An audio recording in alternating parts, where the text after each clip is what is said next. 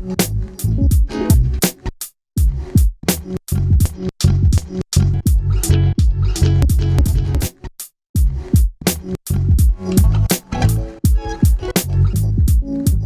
your boy DIBIA E. I'm here with my friends from Guitarcenter, and we're checking out the Akai Professional MPC Sample.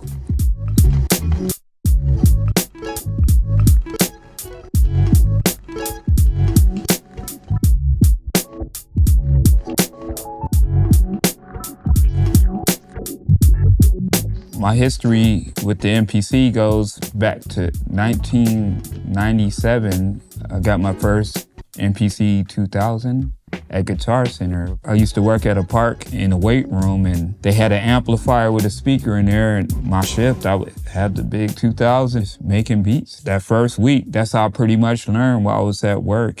But somebody told me if you're gonna mess with the big boys, you gotta get an MPC.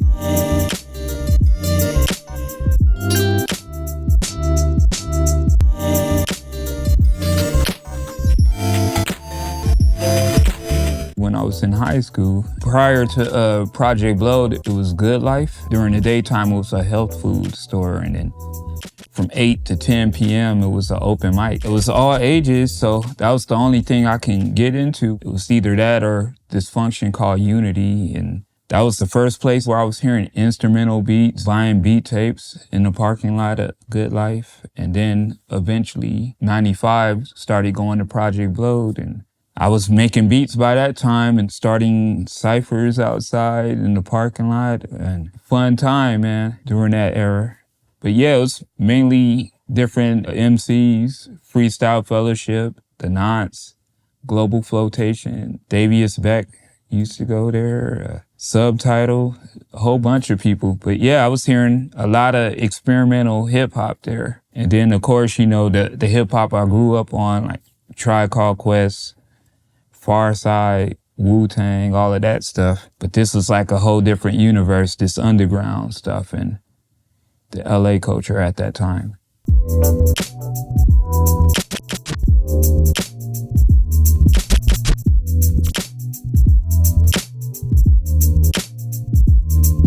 Yeah, it's like my little miniature MPC, but the portability is crazy, and it has 5-hour battery life. It has effects. It has the color compressor, flex beat. You can resample. It has the recall feature. It's like if you're not recording something, you're just jamming, but you didn't record, you can recall the actual audio or the MIDI. So that's a cool feature. I used to take the MPC 2000 to work, and that was like kind of obvious, but this is like way more low key, but it packs a punch though.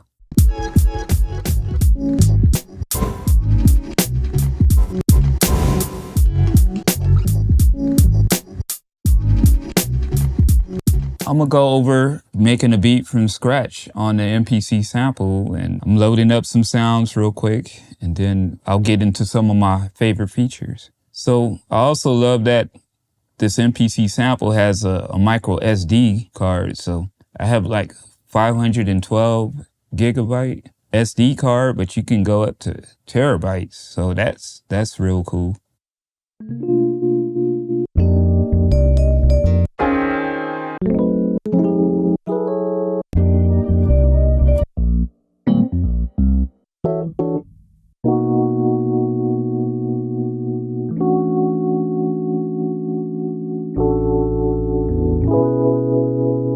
Sounds like a vibe.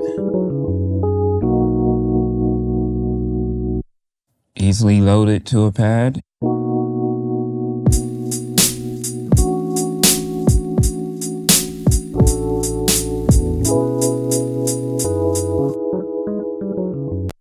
Some of my favorite features on the MPC Sample is pad links and offset. With offset, you can take a note and add some silence to it.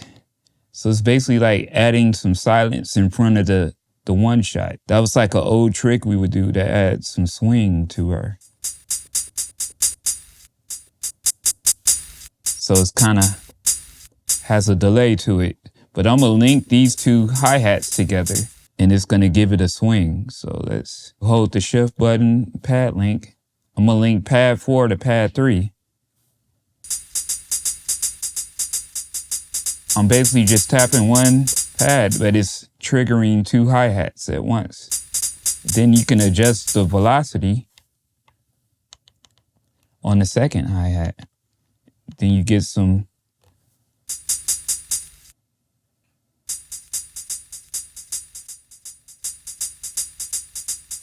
Then also you can assign the fader to control different features. So you hold shift and you can assign this fader to your pad volume, your panning, tuning, the attack, filter cutoff, or you can adjust the volume on the whole kit. But I'm gonna just assign it to the pad volume. And then now you can just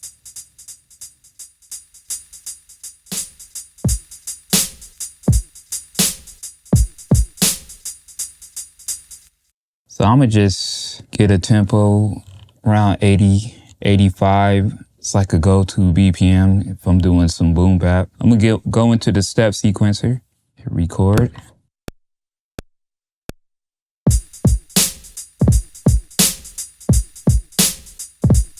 So these drums, it's just a place marker. I might even change the drums after I get the sample locked in.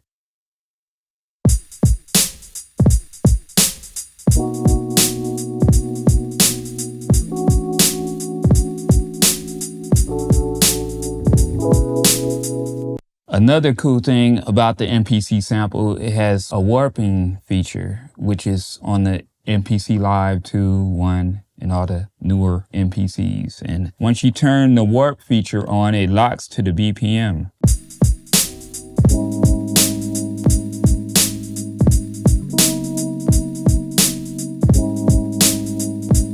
So I'm gonna chop it. I'm gonna chop this sample now. You have multiple chop types. Chops to your transient. It could do 4 auto chops, 8 or 16, or my favorite is the lazy chop.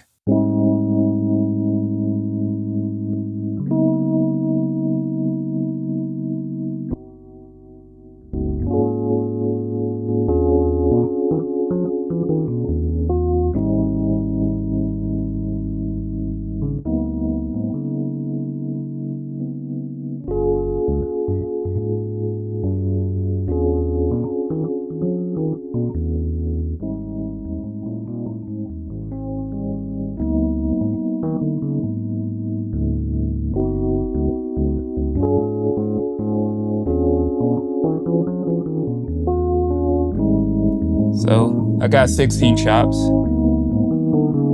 It might not be perfect landing on the transient, but you can zoom in on your chops. So I'm gonna set my start point, and if you hold shift and it's encoder, you can zoom in on your actual chops. Now you can see it better on the screen. Fine tune your chops real quick and easy. That's another favorite feature. So it can land right on the transient.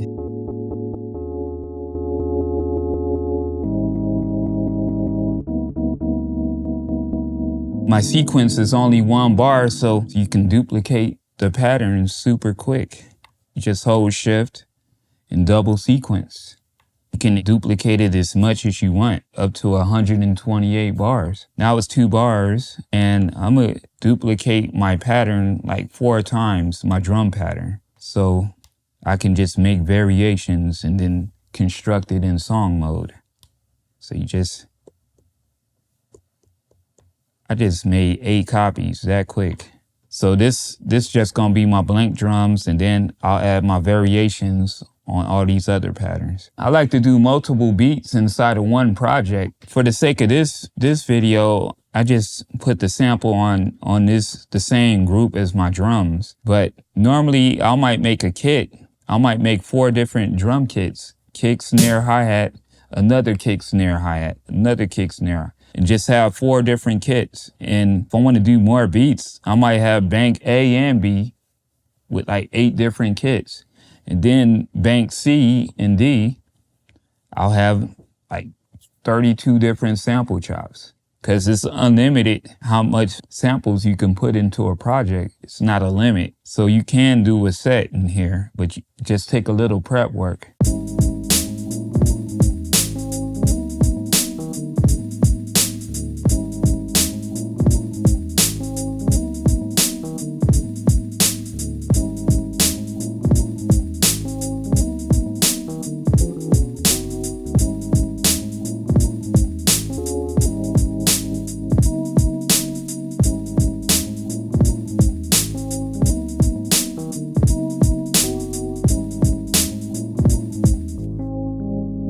made that 2-bar loop into 8 bars by doubling the sequence, and I can add variations within that 8 bars, and then I might make 3 different sequences, and then I'll chain them all together in the song mode.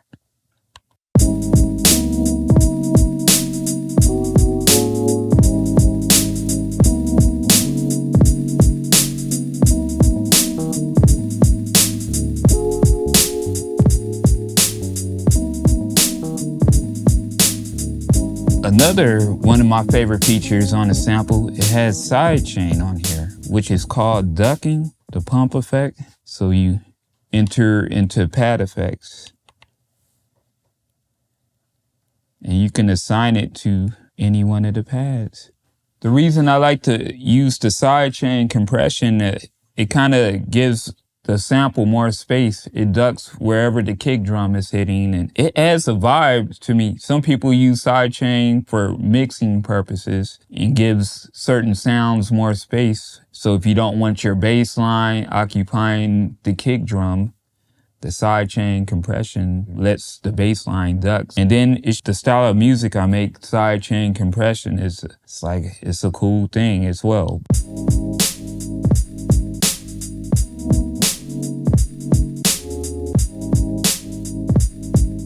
And then the color compressor. You hold shift and pad 5.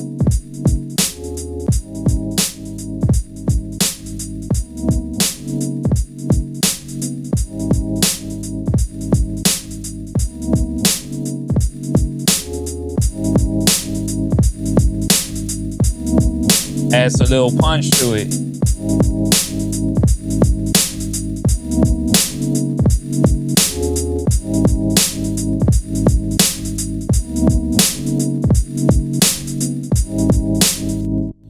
I'm gonna add one more variation and then I'll chain them all together.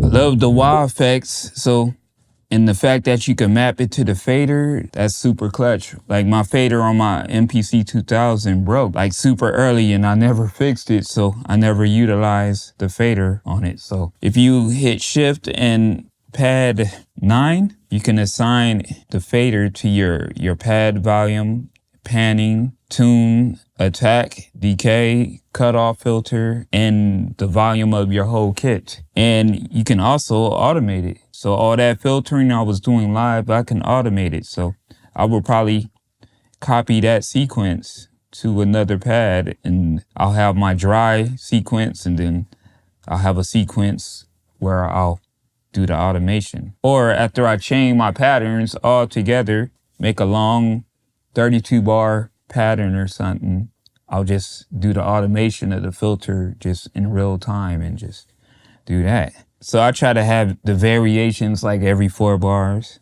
sometimes 8. So now we're gonna get into song mode where I chain the different patterns together. When you go into song mode, you hit shift and pad 12. And I added all my multiple patterns in the order. So it's an 8-bar sequence, 4-bar, another 4-bar, 8-bar, 2 bars. You put it in the order that you want. With these top 3 buttons here, you have the option to remove or insert, or you can export.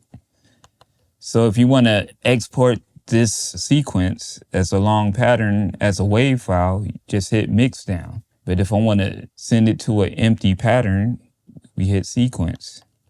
And now when we go to the sequence page, it went to an empty pattern and it's 26 bars. So now that I have the sequence in song mode with the automation of effects, I can focus on my performative effects, which is the pad effects. With the MPC sample, you have 16 different pad effects from beat repeat, your delays, reverb, color effects to add like cassette, vinyl, saturation. You have lo-fi, flangers, phasers, all of that. You can also latch the effects, but something like a beat repeat, I'll let the beat.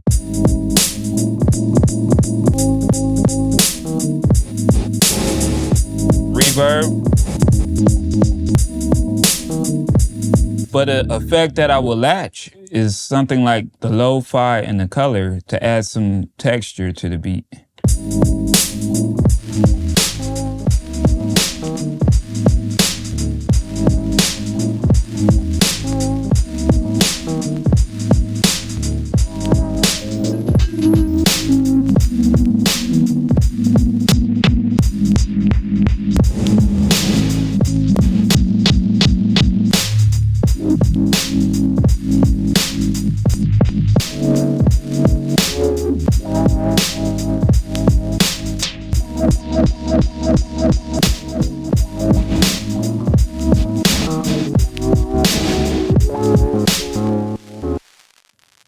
Yeah, so that's cool. You have the ability to latch multiple effects together. So that's you can get some real good dirty textures with this MPC sample. So I'm gonna make another beat inside the same project and go over how I kind of construct a beat set within one project. When you do multiple beats inside of one project, it's just instant and it flows all together and it's the same BPM, but you have the option to make your different sequences, different tempos. So it's some flexibility with this method. So I'll go to an empty bank, load a sample, lazy chop it.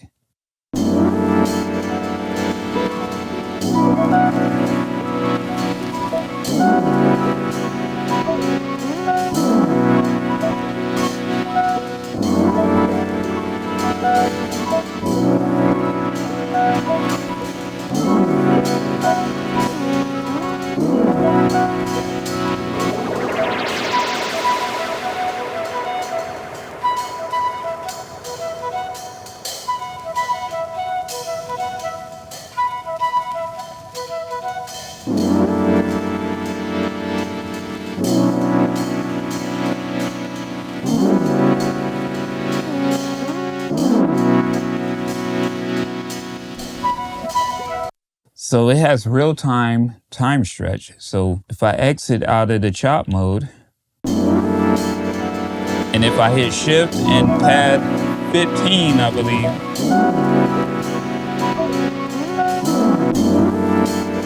so you have the warp on as well, and then you can mess with the semitune. So now,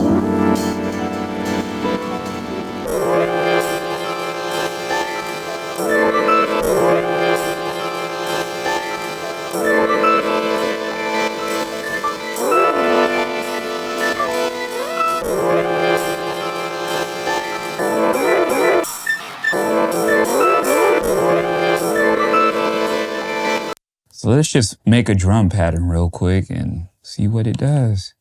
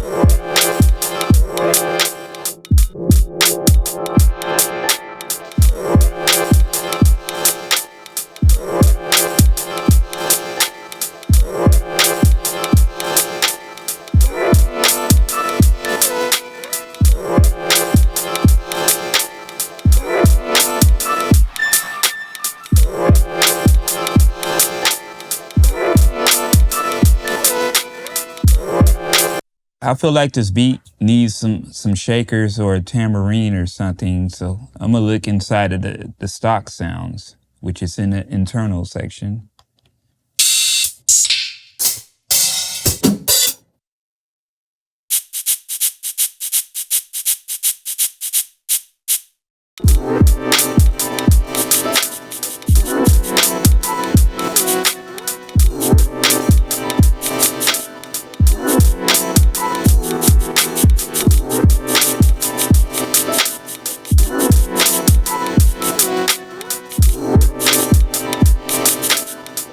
Also, another thing, when I'm setting this up for a set, when I do multiple samples, you want to assign. So this is one sample on one pad. This is another sample. To keep it from overlapping, you want to set it to the same choke group, the mute group.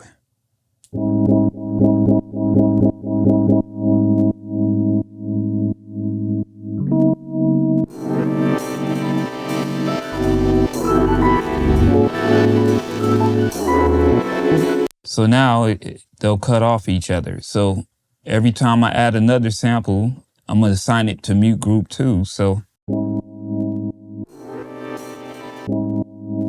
when I switch the beats now in the sequence,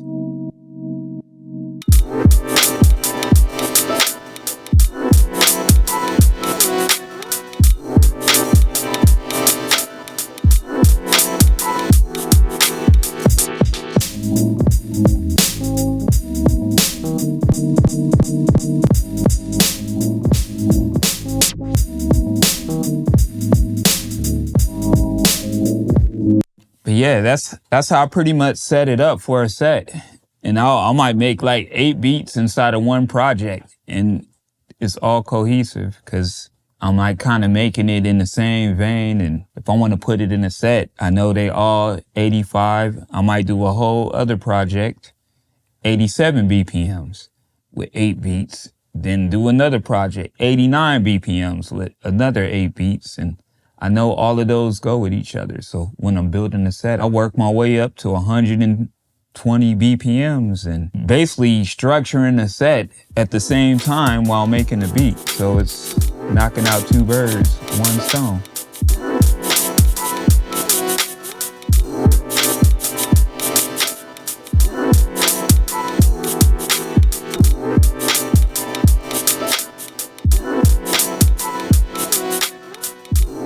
It's been a fun experience with this MPC sample. First day, I made like 8 beats straight out the box, didn't have the manual yet. If you come from that MPC ecosystem, you're gonna catch on to it quick. It's not a crazy learning curve or nothing. Like if you had an MPC 2000, XL, all of that, or the lives, it's gonna make sense instantly for you. And then if you have no experience of making beats at all, it's pretty easy. It's not too much menu diving, just the shift button. And then the effects are very fun. The built-in memory, you have 2 gigs of RAM and 8 gigs of storage. And then you can also put memory cards up to 1 terabyte in there. It's unlimited sample time pretty much. It does everything and it fits in a pouch. So it's like, you can be real incognito with it. You could be on a train, a plane, and it runs off of batteries, 5 hours of battery time. And there's many ways to sample into the MPC sample. You have the option of sampling through your line inputs, where you could plug it to a turntable or Walkman, anything. You have a built-in microphone. We also have the USB-C, where you can plug it directly to your iPad or your iPhone and drag and drop to the folders directly to the MPC sample from your phone. You don't even need to go to your computer. It's gonna be a Swiss Army knife by the time this thing drops. You'll see me doing some sets with it for sure. Yeah, they hit a home run with this one. If you want to learn more about the Akai Professional MPC Sample, you can go to guitarcenter.com, contact one of their expert gear advisors, or you can go to your local GC and play one yourself.